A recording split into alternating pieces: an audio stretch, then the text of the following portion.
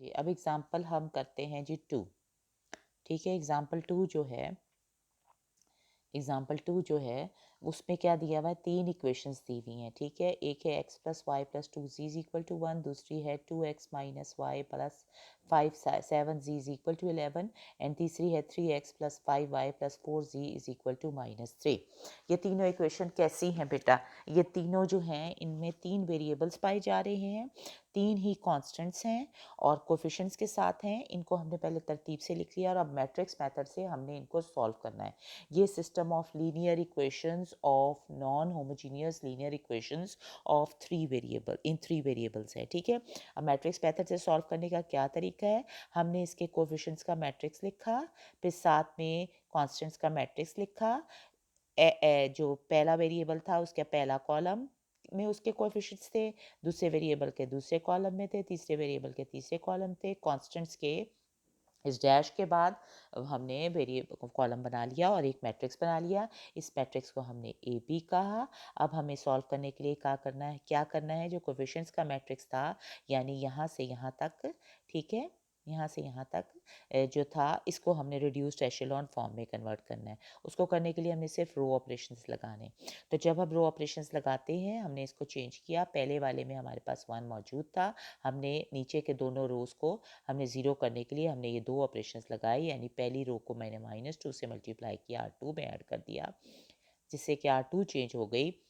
उसके बाद -3 से पहली रो को मल्टीप्लाई किया और रो 3 में ऐड किया, जिससे कि दूसरी रो के नीचे भी हमारे पास 1 के नीचे सारे ज़ीरो आ गए। उसके बाद हमने क्या किया, उसके बाद यहाँ पर 3 आ जाना था या कुछ भी, फिर मैंने उसको 1 -1/3 R2 से डिवाइड कर -1/3 R2 किया, तो यहाँ पर भी 1 आ गया थर्ड स्टेप में। ठीक है, और ये आगे चल पड़ा। ठीक है, फिर उसके बाद इस 1 के बाद मुझे मुझे इस 1 के बाद ऊपर भी और नीचे भी ज़ीरो करना था, लेकिन पहले मैं नीचे ज़ीरो करती हूँ। नीचे ज़ीरो करने के लिए मैंने R2 R3 लगाया, वो लगाया, और फिर सेकंड स्टेप पे मैंने क्या किया होगा, मैंने R2 को R1 में माइनस टाइम्स मल्टीप्लाई करके ऐड कर दिया होगा, तो ये आ गया। ठीक है, ये मैंने जल्दी जल्दी किया। अब ये क्या हो गई, ये रिड्यूस्ड एशेलॉन फॉर्म आ गई। ठीक है, रिड्यूस्ड एशेलॉन क्या होती है, जो लीडिंग एलिमेंट है वो 1 होता है, उसके नीचे सारे ज़ीरो होते हैं और ऊपर भी ज़ीरो होते हैं। सेकंड एलिमेंट में लीडिंग एलिमेंट 1 है, उसमें नीचे भी ज़ीरो ऊपर भी ज़ीरो। थर्ड रो में कोई एलिमेंट ही नहीं है, तो उसको लीडिंग या उसका देखने सारी ही ज़ीरो हो गई। ठीक हो गई, तो इसलिए रिड्यूस्ड एशेलॉन फॉर्म आ गई। ठीक हो गया। अच्छा, अब हमने फिर रैंक को देख लेना है।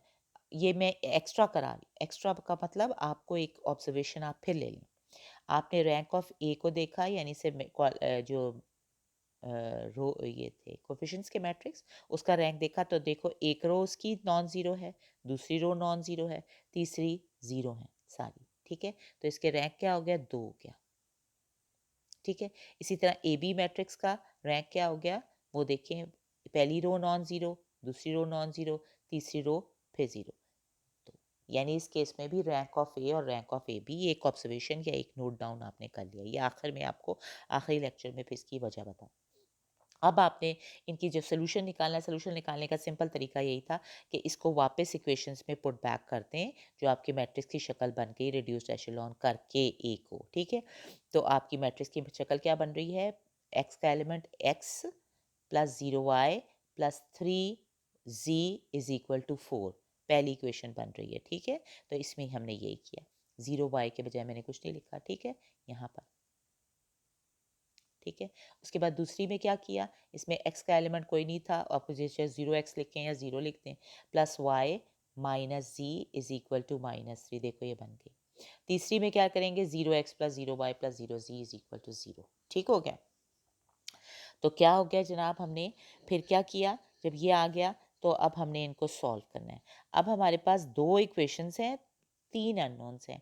ठीक है, और हमारे पास तीसरी इक्वेशन को देखो, ये बिल्कुल गलत नहीं है कि 0 इज इक्वल टू 0 ही आ रहा है, आ रहा है ना, बैलेंस है, एक हिंट दे।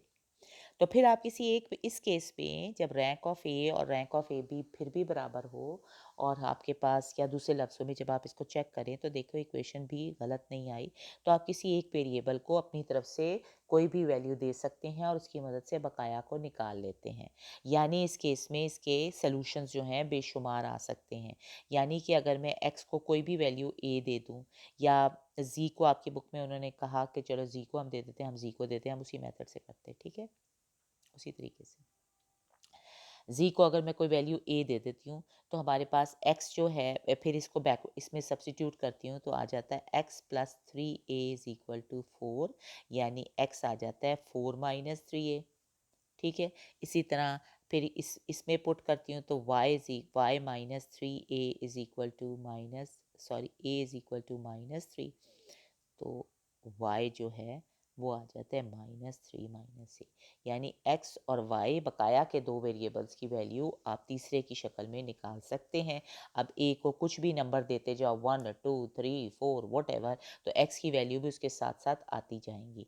यानी इस केस में आपके पास सोल्यूशन जो आ रहा है वो 4 -3a -3 -a और a, ये आपका सोल्यूशन आता है इन इक्वेशंस का, ठीक है। तो a को आप जितनी भी वैल्यू दो तो x और y की वैल्यू भी उसके कॉरस्पॉन्डिंग आपके पास आती जाएंगे। इस केस में आपके पास जो सोल्यूशन है वो क्या आता है, इनफाइनाइटली मैनी सॉल्यूशंस, ठीक हो गया। तो हमने क्या देखा कि जो था इस केस में, जब तक हमारे पास हमने एक बात नोट की कि हमारे पास इक्वेशन कंसिस्टेंट्स कब होंगी, या नॉन होमोजीनियस इक्वेशन कंसिस्टेंट कब होंगी, जब रैंक ऑफ ए जो है वो रैंक ऑफ ए बी के बराबर आए, ठीक हो गया। यानी उसके इनफाइनाइटली मैनी सोल्यूशन भी हो सकते हैं और एक सोल्यूशन भी हो सकता है। तो इन इक्वेशंस के जो हैं, लीनियर इक्वेशंस के कंसिस्टेंट सिस्टम कब होगा, अभी तक मैंने नोट किया कि जब रैंक ऑफ ए जो है वो रैंक ऑफ ए बी के बराबर आए। अब अगली किस्त पे, अगली उस पे जाते हैं वीडियो पे, ठीक है।